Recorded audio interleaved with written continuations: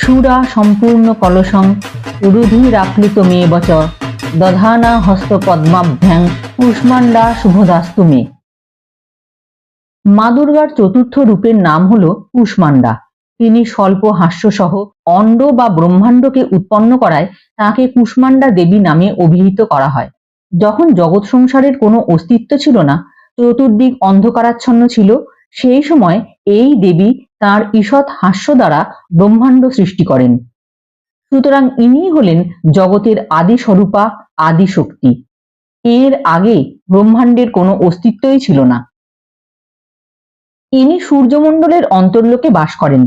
সূর্যলোকে বাস করার ক্ষমতা ও শক্তি একমাত্র এঁরই আছে। এর দেহকান্তি এবং প্রভাও সূর্যের ন্যায় দেদীপ্যমান তথা ভাস্বর। তার তেজের তুলনা শুধু তাঁরই সঙ্গে করা যায়। অন্য কোনো দেবদেবী তাঁর তেজ ও প্রভাবের সমকক্ষ নয়। তাঁর তেজ ও দ্যুতিতে 10 দিক প্রকাশিত।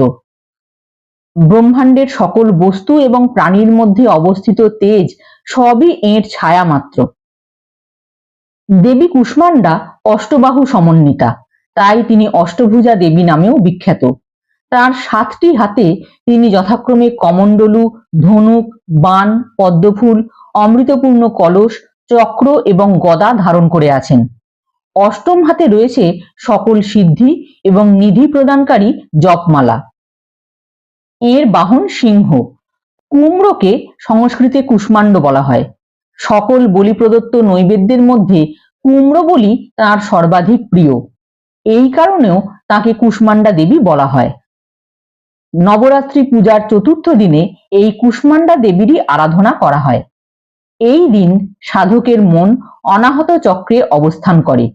সুতরাং এই দিন তার অত্যন্ত পবিত্র ও অচঞ্চল মনে কুষ্মান্ডা দেবীর ধ্যান করতে করতে পূজা আরাধনা করা উচিত।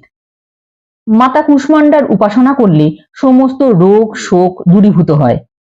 এর প্রতি ভক্তির দ্বারা আয়ু, যশ, বল এবং আরোগ্য বৃদ্ধি হয়।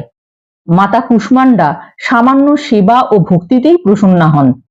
মানুষ যদি পবিত্র হৃদয়সহ এর শরণাগত হয়, তাহলে সে অত্যন্ত সুষ্ঠুভাবেই পরম পদ প্রাপ্ত করতে সক্ষম হয়। আমাদের উচিত শাস্ত্র পুরাণাদিতে বর্ণিত বিধি নিয়ম অনুসারে মাতা দুর্গার উপাসনা করা এবং ভক্তিমার্গে অহর্নিশ অগ্রসর হওয়া। মায়ের ভক্তিমার্গে কিছু দূর এগোলেই ভক্ত সাধকের হৃদয়ে তার কৃপা সূক্ষ্মভাবে অনুভূত হতে থাকে। এই দুঃখ স্বরূপ সংসার তার কাছে সুখপ্রদ ও সুগম হয়ে ওঠে।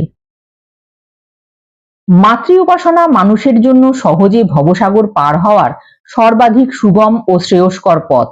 মাতা কুষ্মান্ডার উপাসনা মানুষকে আদি ব্যাধি থেকে সর্বতোভাবে মুক্ত করে, সুখ, সমৃদ্ধি ও উন্নতির শিখরে নিয়ে যায়।